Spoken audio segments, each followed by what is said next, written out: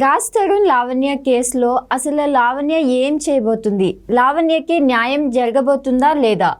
ఈ నెల 18న రాజ్ తరుణ్ కస్టడీకి రావాలి అనేసి కోరుకుంటున్నారు పోలీసులు.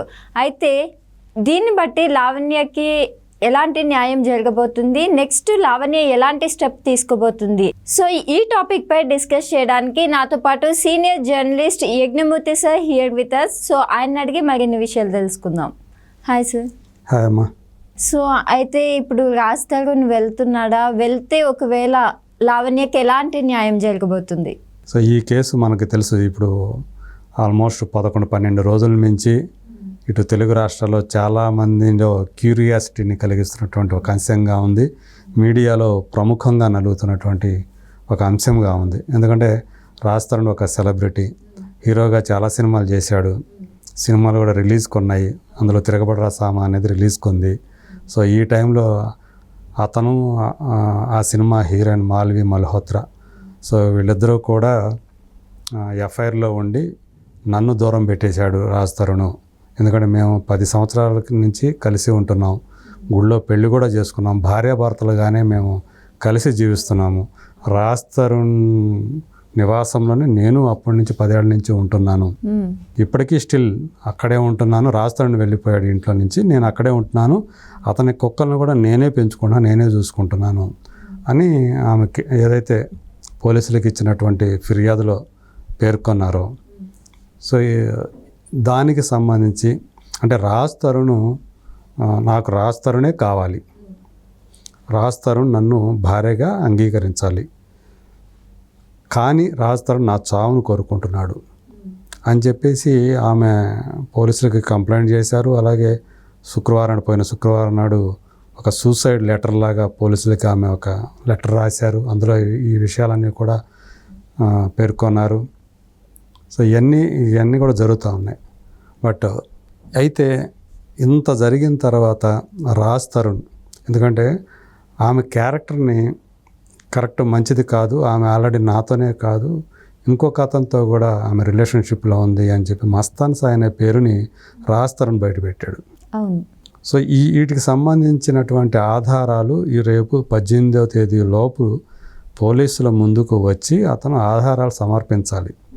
లేదంటే ఈమె ఏదైతే కంప్లైంట్ పెట్టారో అవన్నీ కూడా నిజాలు అని చెప్పేసి పోలీసుల ముందు ఒప్పుకున్నట్టు అవుతుంది. అతను కనుక ఆధారాలు కనుక సమర్పించకపోతే అతను అబద్ధాలు చెప్తున్నాడు అనేది పోలీసులు నిర్ధారణ చేసుకొని, ఎందుకంటే అందులో 493 సెక్షన్ ఏదైతే ఉందో అది నాన్ బెయిలబుల్ సెక్షన్ అని అంటున్నారు. దాని కింద అతను అరెస్ట్ చేసే అవకాశం కూడా ఉంది.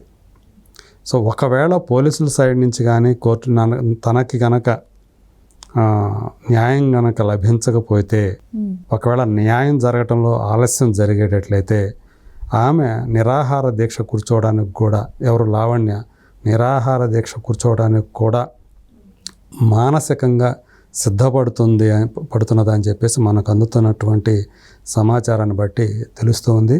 ప్రధానంగా ఆమె కోరుకుంటున్నది ఏంటంటే రాజ్ తరుణ్ని, తనకు రాజ్ తరుణ్ కావాలా, రాజ్ తరుణ్ నా భర్త, నన్ను భార్యగా అంగీకరించాలి. 2, ఎవరైతే మా ఇద్దరిని విడదీశారో ఆ మాల్వి మల్హోత్రాని ఆమెను విచారించాలి, ఆమెను అరెస్ట్ చేయాలి. అలాగే ఆమె తమ్ముడు నుంచి నాకు బెదిరింపు కాల్సి వచ్చాయి కాబట్టి అతని మీద కూడా చర్యలు తీసుకోవాలి. ఇవి ప్రధానంగా ఆమె నుంచి వినిపిస్తున్నటువంటి డిమాండ్లు మాల్వి మల్హోత్రా నుంచి. కాబట్టి ఇప్పుడు రాజ్ తరుణ్ ఈ కేసు నుంచి బయటపడాలంటే లావణ్యకి తనకి ఎలాంటి సంబంధం లేదు ఇప్పుడు ఈ మధ్య కాలంలో అని అతను నిరూపించుకోవాల్సినటువంటి అవసరం ఉంది. మరి అలాంటప్పుడు అతని ఇంట్లో లావణ్య ఇప్పటివరకు ఎందుకు ఉంటుంది అనే ప్రశ్న కూడా అతనే సమాధానాలు చెప్పాలి. ఎందుకంటే ఇల్లు అతనిదైనప్పుడు వేరే వాళ్ళు ఆ ఇంట్లోకి వచ్చి ఉండటానికి ఆ యజమాని ఒప్పుకోరు కదా. మరి ఈమె బయట వ్యక్తి అయితే ఈమె అక్కడ ఎందుకు ఉంటుంది, నువ్వెందుకు బయటికి వెళ్ళిపోయావు అనే ప్రశ్న వస్తుంది. దానికి అతను కరెక్ట్ అయినటువంటి, అంటే వాళ్ళు సంతృప్తికరమైనటువంటి సమాధానాలు అతను చెప్పుకోవాలి. కాకపోతే ఇప్పుడు తను ఒక పేరు పొందినటువంటి ఒక బలమైన లాయర్ని తను నియమించుకున్నట్లుగా మనకి అందుతున్నటువంటి సమాచారం. ఒక రాజకీయ పెద్ద పార్టీకి సంబంధించినటువంటి జాతీయ పార్టీ చెందినటువంటి రాజకీయ నాయకుడు ప్లస్ పేరు పొందినటువంటి లాయర్ కూడా. సో తను నియమించుకోవటం వల్ల ఆయన ఏదైతే చెప్తారో ఆయన డైరెక్షన్లో ఇప్పుడు ఆయన రాజ్ తరుణ్ అతను చెప్పినట్టు చేయబోతున్నాడు. బహుశా 18 వరకు టైం ఉంది కాబట్టి ఈ లోపల తను కోర్టుకు వెళ్ళి ముందస్తు బెయిల్ పొందటానికి ప్రయత్నించే అవకాశాలు చాలా ఎక్కువగా ఉన్నాయి. నాకు తెలిసి అదే జరిగే అవకాశాలు ఉన్నాయి. అంటే ఇప్పటి వరకు చూసుకుంటే లావణ్య మాత్రమే చాలా ఎవిడెన్స్ కానీ అన్నీ బయటికి తీసుకొచ్చింది. ఇప్పుడు రాజ్ తరుణ్ చూసుకుంటే ఒక్కసారి మాత్రమే మీడియాతో మాట్లాడాడు. నాకు కొన్ని క్లాషెస్ వల్ల విడిపోయామని చెప్పాడు. కానీ ఇంతవరకు తనకి లావణ్యకి సంబంధించి తనకి ఇంకొక ఎఫ్ఐఆర్ ఉంది అని తను చెప్పాడు. కానీ ఎలాంటి ప్రూఫ్స్ అయితే బయటికి తీసుకురాలేదు కదా సార్. సో ఇవన్నీ అంటే లావణ్య ఏదైతే చేస్తుందో అవన్నీ చూసి రాజ్ తరుణ్ ఒక్కసారిగానే ఎవిడెన్స్ తీసుకొస్తాడంటారా? తను ఆ రోజు మీడియా ముందుకు వచ్చినప్పుడు మస్తాన్ సాయి తోటి రిలేషన్షిప్లో ఉంది. అలాగే ఆమె అతను ఏముండే ఏంటి అనేది బయటికి పెట్టలేదు.